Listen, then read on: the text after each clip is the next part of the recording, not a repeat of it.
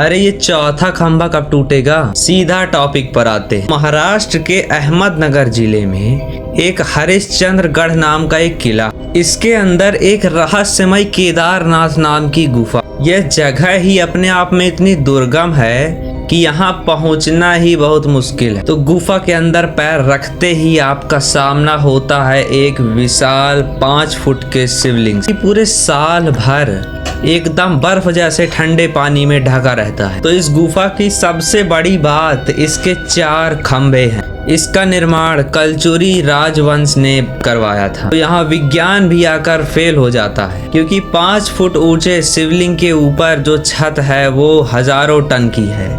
वो सिर्फ और सिर्फ एक पिलर के ऊपर खड़ी हुई, और जो बाकी के 3 खंभे थे वो समय के साथ अपने आप टूट गए। इनको दोबारा बनवाया भी नहीं गया, लेकिन फिर भी ये एक अकेला खंभा पूरी गुफा का भार लिए खड़ा है। तो अब बात करते हैं यहाँ एक अनोखी कहानी की, जो आपको सोचने पर मजबूर कर देगी। सनातन की मान्यता के अनुसार ये जो 4 खंभे हैं ये 4 युगों को दर्शाते हैं। तो पहला है सतयुग, त्रेता, द्वापर और कलयुग। तो माना जाता है कि जैसे ही ये चौथा पिलर गिरेगा वैसे ही कलयुग का अंत हो जाए। इसके पीछे एक कहानी जुड़ी हुई है जो कि बहुत ही ज्यादा रहस्यमयी। तो ये कहानी है एक योगी की, महान योगी चांगा देव महाराज। इन्होंने अपनी योग की शक्ति से अपनी आयु को 1400 वर्ष तक रोक कर रखा था। इन्हें अपनी शक्तियों पर, अपनी सिद्धियों पर इतना घमंड था कि इन्हें लगता था कि ये अपने काल को भी हरा सकते। इस बार ये अपनी शक्ति दिखाने के लिए ज्ञानेश्वर संत के पास, लेकिन पैदल नहीं, बाघ में बैठकर और एक सांप का कोड़ा लेकर।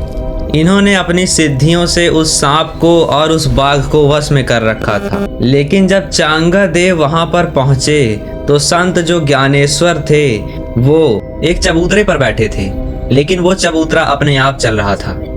उनका घमंड वहीं पर चूर हो गया, क्योंकि वो तो सिर्फ जानवरों को ही अपने वश में कर पाते थे, लेकिन इन्होंने तो पूरे चबूतरे को ही वश में कर लिया था। ये कहानी और ये 4 खंभे और इन 4 खंभों में बचा हुआ एक खंभा हमें ये बताता है कि इस कलयुग में पाप अगर चरम पर पहुंच जाता है तो ये खंभा अपने आप गिर जाएगा और कलयुग खत्म हो जाएगा। तो अगर आपको ये रिसर्च और चांगा देव की ये कहानी पसंद आई हो तो इस अभय आर्ट्स मैन के चैनल को सब्सक्राइब करना और कमेंट जरूर करना और एक लाइक भी करना।